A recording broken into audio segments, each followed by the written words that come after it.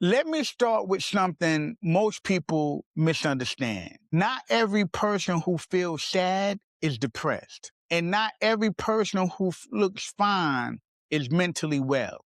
Because sadness and depression are not the same psychological experience, but people confuse them constantly. And when people confuse them, they misread themselves. Sometimes they pathologize normal human pain. Other times they normalize something that actually needs care. And both mistakes cost people years of their lives. Let me make this plain. Sadness is an emotion. Depression is a condition. Those are not the same thing. One is something you feel. The other is something that begins changing your mind, your body, your energy, your motivation, your relationships, and sometimes even your sense of self. And if a person does not understand the difference, they may think, I'm just going through something, when in reality, their whole internal system may already be shutting down.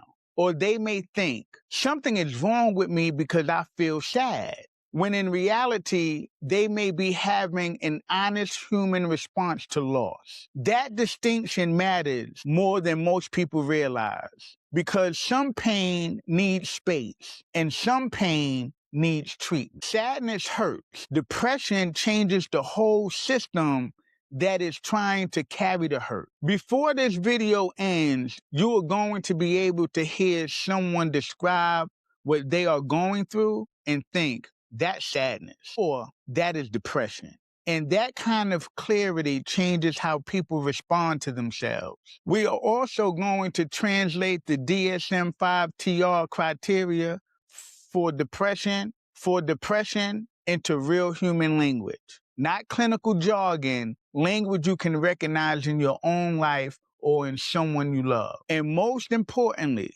we are going to identify the exact psychological shift where sadness stops moving and starts becoming something heavier. Because depression rarely begins all at once. It usually begins when pain stops flowing and starts settling into the structure of daily life. Sadness is like rain moving through the sky. Depression is when the climate itself changes. One is weather. The other is a system shift. One passes through experience. The other begins reorganizing experience. And if you do not know the difference, you may wait too long to get help. Let's start with sadness, because sadness is not a malfunction. Sadness is a healthy emotional response. Sadness happens when something meaningful changes. A relationship ends. A person disappoints you. A dream does not happen. You lose an opportunity. Someone you love dies. A life expectation changes. Sadness is your emotional system saying something important mattered. That is not pathology. That is meaning. Psychology actually has a name for what is happening here. Sadness is part of emotional processing. Your mind is integrating loss, reorganizing expectations, updating reality, recalibrating meaning. That matters because many people experience sadness and immediately think they are broken. But sadness is often evidence that your emotional system is working. If you never felt sadness, that would actually be more concerning, because sadness means you are capable of attachment, capable of love, capable of emotional investment, capable of caring deeply enough for life to affect you. Sadness is painful, but sadness is often proof that your inner world is still alive. Imagine someone whose long-term relationship ended. They wake up and feel the ache of the absence. The house feels different. Music hits different. Their chest feels heavy. They cry in the shower. They think about what they lost. But later that afternoon, they laugh at something a friend says. That night, they still feel the grief, but they can also feel relief and maybe even gratitude. That is important.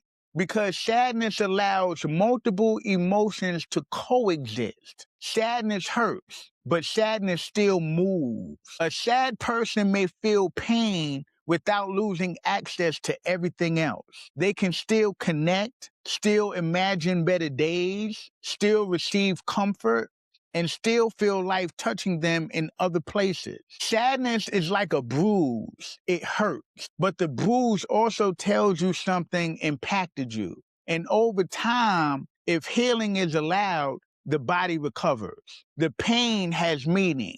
The pain has a source, and the pain is still connected to movement.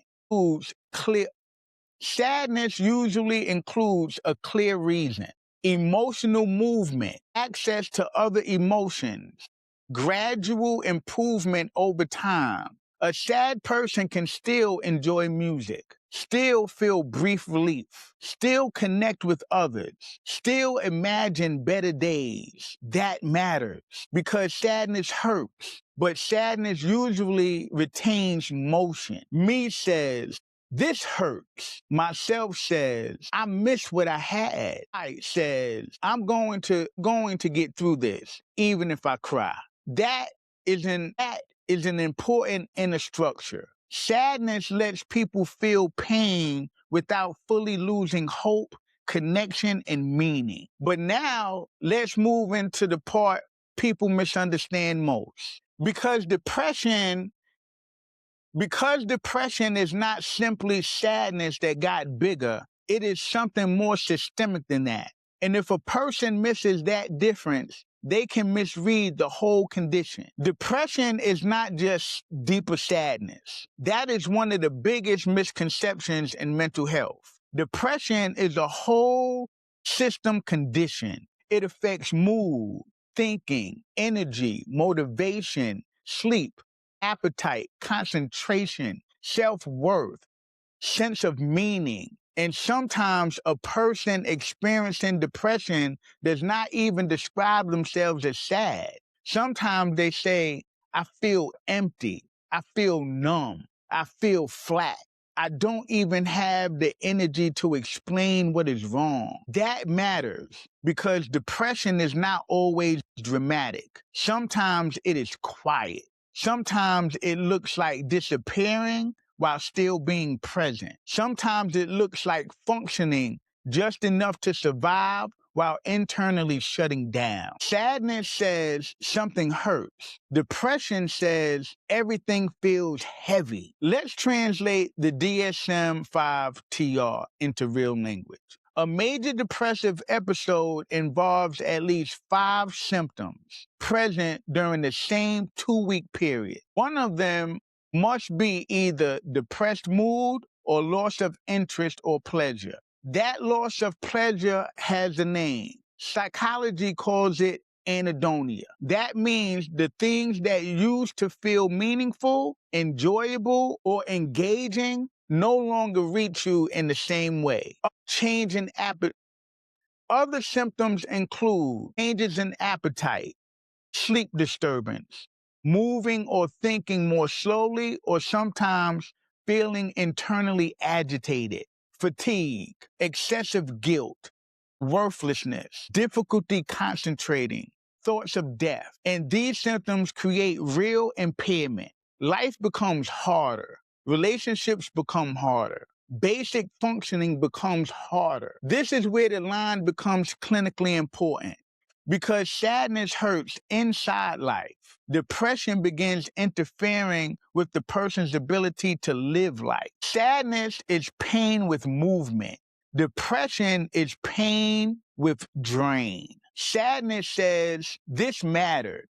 Depression says, nothing feels reachable. Sadness can cry and still connect. Depression can silence emotion and disconnect from meaning. That is not just intensity. That is a different mechanism. Here is what sadness often sounds like. I'm hurting. This is painful. I miss what I had. This mattered to me. Notice that sadness still has a relationship to meaning. Now listen to what depression sounds like. I feel empty. I feel numb. Nothing matters. I can't get myself to care. I'm tired all the time. I should care, but I can't access it. That is a very different internal experience. Sadness hurts. Depression drains meaning. That is one of the deepest clinical distinctions. Sadness says, this hurts. Depression says, why does anything matter? This is the tipping point. Sadness is crying while still seeing clearly. Depression is fog covering everything. Your life is still there, but it feels distant, muted, heavy, blunted. It's not just that pain is present. It is that access starts disappearing. Me says, get up, do something. Myself says, what's the point? I says, I should care. Myself says, I can't access it. Me says, I'm failing. And that is the trap. Depression turns a condition into something that feels like a character flaw. And this is where many people need a major shift in how they think. A depressed person is not necessarily weak, not lazy, not lacking gratitude, not failing at life. They may be carrying a condition that is changing energy, motivation, concentration, emotion, and meaning all at once. And when people misunderstand that, they moralize what should be treated. That is dangerous, because once a person starts believing their condition is a character defect, shame intensifies and help gets delayed. People confuse sadness and depression because both can look like feeling low, but the mechanisms are different. Sadness is usually tied to grief, disappointment, emotional processing, and adjusting to loss. Sadness helps the system adapt to reality, painful but purposeful. Depression often involves chronic stress, trauma, biological vulnerability, nervous system dysregulation, sleep disruption, inflammation, and learned helplessness. Sadness processes pain. Depression develops when sadness is like one program crashing. Depression is when the entire operating system slows down. Thinking becomes harder. Moving becomes harder. Deciding becomes harder. Caring becomes harder. This is why telling a depressed person to just cheer up is psychologically uninformed. You are not talking to a person with one bad thought. You may be talking to a person whose entire system is under strain. Now let's translate this through the nervous system. Sadness can activate the system, but usually the system still retains flexibility. The person can feel distress, then settle, cry, then connect, withdraw briefly, then return. Depression is different. Depression often involves a more prolonged collapse in energy, drive, and responsiveness. The system can begin conserving instead of engaging. Movement drops. Initiation drops. Motivation drops. Hope drops. And once the nervous system begins pairing life with depletion, even basic tasks can start feeling enormous. That is why depression often sounds like, I know what I should do, I just cannot get myself to do it. This is not always defiance. Often it is depletion. Now let's go one layer deeper. Human beings do not organize emotion in isolation. They organize emotion in relationship. So when a person experiences sadness, healthy connection often helps it move. Someone listens, sits with them, helps them metabolize what hurts. But depression can start changing that relational process. That person withdraws, feels like a burden, feels hard to reach, feels ashamed of needing people. And if someone has an attachment history where pain was not met well, depression can become even heavier. Because now suffering is not only being felt, it is being carried alone. Sadness often wants comfort. Depression often loses access to the belief that comfort will help. And this leads us to one of the most important questions in the whole conversation. When exactly does sadness begin turning into depression? Because that shift rarely happens in one dramatic moment. It usually happens gradually. Here are the warning signs that sadness may be shifting toward depression. Loss of interest. Things that used to matter stop feeling meaningful. Persistent exhaustion. Rest stops restoring energy. Emotional numbness. Not just pain, nothing. Withdrawal. Connection starts feeling like work. Hopelessness. The future stops feeling possible. This is where the shift becomes clinically important. Sadness still imagines better days. Depression starts believing nothing will change. And hopelessness is the most dangerous part because hopelessness shrinks perceived options. When perceived options shrink, people suffer in silence longer. Pause for a moment and ask yourself honestly, am I experiencing sadness with a clear reason? Am I experiencing sadness that will not move? Am I experiencing numbness? Am I experiencing hopelessness about the future? Clarity matters because clarity reduces shame, and shame keeps people silent. And here is another place where depression does damage. It does not only affect mood, it begins affecting identity. A person stops saying, I am going through something hard, and starts saying, I am a burden, I am broken, I am failing. I am becoming someone I do not recognize. That identity shift is serious because when pain becomes identity, recovery gets harder to imagine. Feeling sad does not mean something is wrong with you. Sadness means you are human. But when sadness becomes persistent and starts affecting your ability to live, connect, function, and imagine a future, that deserves care. You do not get a trophy for suffering quietly. You get support for telling the truth. Pain does not become noble just because it stays hidden. Sadness and depression both deserve compassion, but they do not require exactly the same response. Sadness often needs space, expression, support, and time. Depression often needs structure, support, treatment, connection, and sometimes professional care. Healing may include therapy, medical evaluation, medication when appropriate, sleep stabilization, routine, movement, reducing isolation, small achievable actions, honest conversations. And one of the most important tools in this, recovery from depression is not always about feeling happy first. Sometimes it begins with restoring movement before emotion fully returns. That matters because many people wait to feel better before they act. But depression often requires supportive action before better feelings fully arrive. Now let's connect all of this to the GYG system.